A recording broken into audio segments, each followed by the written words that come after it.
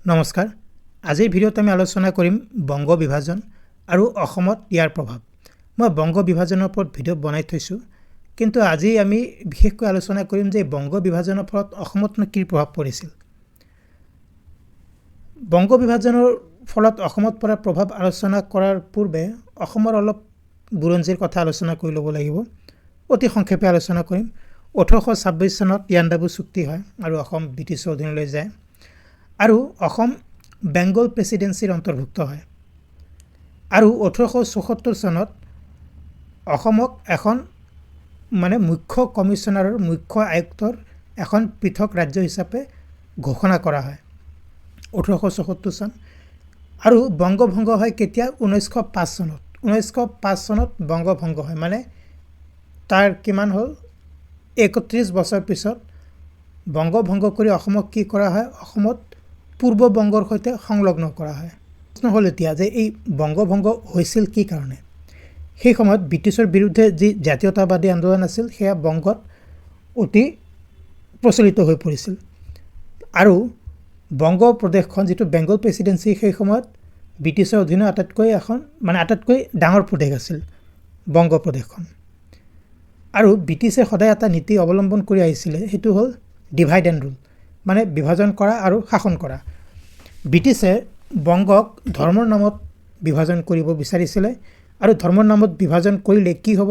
সেই যিটো বংগৰ জনসাধাৰণৰ মাজত যিটো মিলা প্ৰীতি আৰু বংগৰ জনসাধাৰণে সেই সময়ত ব্ৰিটিছৰ বিৰুদ্ধে যি আন্দোলন কৰি আছিলে, জাতীয়তাবাদী আন্দোলন বা স্বাধীনতাৰ কাৰণে আন্দোলন, সেই আন্দোলন বহু পৰিমাণে দুৰ্বল হ'ব বুলি ভাবিয়ে ব্ৰিটিছে 1905 চনত বংগভংগ কৰিছিল। এটা অংশ পশ্চিমবংগ আৰু আনটো অংশ পূৰ্ববংগ হিচাপে ব্ৰিটিছে বিভক্ত কৰিছিল। আৰু যি এই পূৰ্ববংগৰ কথা মই ক'লোঁ, সেই পূৰ্ববংগৰ সৈতে অসমখনক সংযুক্ত কৰা হয়। সংযুক্ত কৰি এখন নতুন প্ৰদেশ সৃষ্টি কৰা হয় ব্ৰিটিছৰ দ্বাৰা, যাৰ নাম হ'ল পূব বংগ আৰু অসম। পূব বংগৰ কিছু জিলাক অসমৰ সৈতে, ঢাকা ইত্যাদি জিলাক অসমৰ সৈতে সংযোগ কৰা হয় আৰু ঢাকাক মুখ্য কেন্দ্ৰ হিচাপেও প্ৰতিষ্ঠা কৰা হয়। সেই সময়ত বংগ বিভাজন হোৱাৰ পিছত অসমৰ যি প্ৰধান প্ৰশাসনিক চহৰ আছিল অসম যিখন ৰাজ্যত, সেয়া আছিল ঢাকা। ইয়াৰ ফলস্বৰূপে অসমত কি হ'ল? 1905 চনৰ বংগভংগৰ ফলস্বৰূপে অসমত কি হ'ল? ৰাজনৈতিক বিলীনতা আহিলে অসমত। খিলঞ্জীয়া মানুহে বা খিলঞ্জীয়া জনসাধাৰণে নতুন প্ৰদেশখনত সংখ্যালঘু হ'বলৈ আৰম্ভ কৰিলে বা তাৰ আশংকা কৰিবলৈ ধৰিলে। কাৰণ হ'বই, আপুনি যদি এতিয়া আপোনাৰ ৰাজ্যক আন এখন ৰাজ্যৰ সৈতে সংলগ্ন কৰি দিয়া হয়, আন এখন ডাঙৰ ৰাজ্যৰ সৈতে, সেই ৰাজ্যত যিসকল খিলঞ্জীয়া মানুহ আছে, সেই খিলঞ্জীয়া মানুহসকল নিশ্চয় সেই নতুন ৰাজ্যখনত, নতুন আৰু ডাঙৰ ৰাজ্যখনত কি হ'ব? সংখ্যালঘু হ'বলৈ আৰম্ভ কৰিব। তাৰ ফলস্বৰূপে কি হ'ল? অসমত সেই সময়ত জাতীয়তাবাদী জাগৰণে দেখা দিছিল। অসমত স্বাধীনতা আন্দোলনৰ সূচনা হয়। অসমৰ কেইবাখনো চহৰত ছাত্ৰ ছাত্ৰীয়ে বিদেশী সামগ্ৰী বৰ্জনৰ প্ৰতিবাদী সভা অনুষ্ঠিত কৰে। আৰু এই বংগ বিভাজনৰ ফলত অকল অসমতে নহয়, বংগতো যথেষ্ট বিৰোধিতা হয় ব্ৰিটিছৰ। আৰু তাৰ ফলস্বৰূপে কি হ'ল? 1911 চনত বংগ বিভাজনটো ওলোটা কৰা হয় আৰু 1912 চনত অসমক আকৌ পৃথক মুখ্য আয়ুক্তৰ প্ৰদেশ হিচাপে পুনৰ গঠন কৰা হয়। আৰু এইখিনিতে এটা কথা ক'ব লাগিব, এই যি বংগভংগ হৈছিল আৰু অসমক এই পূৰ্ব বংগৰ সৈতে একেলগে সংযোগ কৰা হৈছিল, তাৰ ফলস্বৰূপে পূৰ্ব বংগৰ পৰা কিন্তু বহু পৰিমাণে মানুহ আহি অসমত বসবাস কৰিবলৈ লৈছিল। কাৰণ তেতিয়াতো একেই প্ৰদেশ আছিল পূৰ্ব বংগ, আজিৰ যি বাংলাদেশ আৰু ধৰি লওক বাংলাদেশ আৰু অসম একেখনেই প্ৰদেশ আছিলে। বাংলাদেশ নাম বাৰু বহুত পিছলৈ হ'ল, 1971 চনৰ যুদ্ধৰ পিছত হ'ল। কিন্তু তেতিয়া কি হৈছিল? 1905 চনৰ বিভাজনৰ পিছত যে সেই আজিৰ বাংলাদেশ আৰু অসম একেখন প্ৰদেশৰে অংশ আছিল। গতিকে অসমৰ সাৰুৱা মাটিত খেতি কৰিবলৈ অসমৰ চহৰ অঞ্চলত বহুতো বাংলাদেশৰ পৰা মানুহ আহি বসবাস কৰিবলৈ লৈছিল। তাৰ ফলস্বৰূপে অসমত কিন্তু বহুতো বাহিৰা মানুহৰ আগমন ঘটে।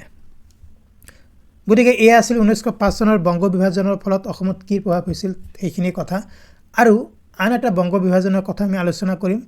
এতিয়া মই অলপ মেপ দেখুৱাইছোঁ আপোনালোকক। তেতিয়াৰ মেপ কেনেকুৱা আছিল? এইখিনি হ'ল বংগ, ঠিক আছে। বিহাৰ, পশ্চিমবংগৰ কিছু অংশ, উৰিষ্যা আদি অঞ্চলৰ সেই সময়ত বেংগল বা বংগত অন্তৰ্ভুক্ত হৈছিল। আৰু এইখিনি হ'ল যিখিনি সেউজীয়া, ইষ্টাৰ্ণ বেংগল, পূব বংগ আৰু অসম, তাক এখন প্ৰদেশ হিচাপে গঠন কৰা হৈছিল। ইয়াত এইখিনি সেউজীয়াখিনি এখন প্ৰদেশ আৰু এই ৰঙাখিনি অন্য এখন প্ৰদেশ। আচ্ছা, এতিয়া বংগভংগৰ দ্বিতীয়টো দিশ আমি অলপ আলোচনা কৰি চাওঁ। দ্বিতীয়টো দিশ হ'ল 1947 চনত যেতিয়া ভাৰত স্বাধীন হ'ল আৰু ভাৰতক বিভাজন কৰা হ'ল পাকিস্তান আৰু ভাৰত হিচাপে। পাকিস্তানৰ এটা অংশ আছিল পশ্চিম পাকিস্তান, আনটো অংশ আছিল পূব পাকিস্তান। পূব পাকিস্তান মানে আজিৰ যি বাংলাদেশ। যেতিয়া দেশ বিভাজন কৰা হ'ল তেতিয়া কি হ'ল যে বাংলাদেশ নতুন এখন দেশ হ'ল, মানে বাংলাদেশ নহয়, তেতিয়া পূব পাকিস্তান বুলি কোৱা হৈছিলে। নতুন দেশত কি হ'ল, অসমে কিছু পৰিমাণৰ অৰ্থনৈতিক বিচ্ছিন্নতা অনুভৱ কৰিলে। অসমৰ চাহ, কয়লা, বনজ সামগ্ৰী আদি যিবিলাক, সেইবিলাক যি চিটাগং, বাংলাদেশত আজি যি চিটাগং বন্দৰ আছে বা সেই সময়ত পূব পাকিস্তান বুলিয়ে কোৱা হৈছিলে বাংলাদেশক। চিটাগং বন্দৰত পৰা অসমৰ সামগ্ৰীসমূহ বিভিন্ন অঞ্চললৈ ৰপ্তানি হৈছিলে, কিন্তু অসমে সেয়া হেৰুৱালে। তাৰ ফলস্বৰূপে অসমৰ বাণিজ্য বহু পৰিমাণে পংগু হৈ পৰিল আৰু এই যিবিলাক অসমৰ বিভিন্ন উৎপাদিত সামগ্ৰী, ঔদ্যোগিক সামগ্ৰী, সেইবিলাক পশ্চিমবংগৰ মাজেৰে অহা যোৱা কৰিবলগীয়া হ'ল। তাৰ ফলস্বৰূপে দীঘলীয়া আৰু পথ বহুত ব্যয়বহুল হ'ল। ই এটা অৰ্থনৈতিক প্ৰভাৱ আছিলে 1947 চনৰ বিভাজনৰ ফলত। চিলেটত গণভোট। চিলেট সেই সময়ত অসমৰ অংশ আছিলে এটা সময়ত, কিন্তু যেতিয়া মানে দেশ স্বাধীন হ'ল, পূৰ্ববংগ সুকীয়া হ'ল ভাৰতৰ পৰা, তেতিয়া চিলেটৰ মানুহখিনিয়ে এক গণভোটৰ দ্বাৰা কি সিদ্ধান্ত ল'লে যে তেওঁলোকে পূব পাকিস্তানত মানে যোগদান দিব, মানে অসমৰ সৈতে তেওঁলোক নাথাকে। তাৰ ফলস্বৰূপে চিলেটত যিবিলাক উদ্যোগ আছিল সেইবিলাক উদ্যোগৰ পৰা অসমত যথেষ্ট ৰাজহৰ লোকচান হয়। ভূ ৰাজনৈতিক দুৰ্বলতা। অসমৰ যিটো চিকেন স্নেক প্ৰব্লেম, অসম ভূ ৰাজনৈতিকভাৱে ভূ অৱচ্ছিন্ন ৰাজ্য হিচাপে পৰিণত হ'ল। কাৰণ অসমৰ সৈতে ভাৰতৰ যি অন্যান্য অংশ, সেয়া এক অতি সংকীৰ্ণ চিকেন স্নেক কৰিডৰৰ দ্বাৰা সংযুক্ত হৈ থাকিল। তাৰ ফলস্বৰূপে অসমৰ কৌশলগত দুৰ্বলতা বহু পৰিমাণে বৃদ্ধি পালে। চিকেন স্নেক কৰিডৰ কি, তাৰ কথা মই বেলেগকৈ এখন ভিডিঅ'ত আলোচনা কৰি থৈছোঁ, তাৰ লিংক মই দি দিম। গতিকে 1947 চনৰ বিভাজনৰ পিছত অসমত এনেধৰণৰ কিছু সমস্যাই দেখা দিয়ে।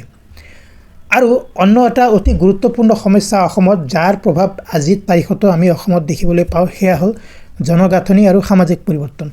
দেশ স্বাধীন হোৱাৰ পিছত বাংলাদেশৰ পৰা বহুতো মানুহৰ স্থানচ্যুতি হয়, বহুতো শৰণাৰ্থী অসমলৈ আহে, ভাৰতলৈ আহে, অবৈধ প্ৰব্ৰজনো বহু পৰিমাণে হয়, আৰু এইবিলাক কিছু দীৰ্ঘম্যাদী প্ৰত্যাহ্বানৰ সৃষ্টি কৰে অসমৰ সামাজিক তন্ত্ৰৰ ওপৰত।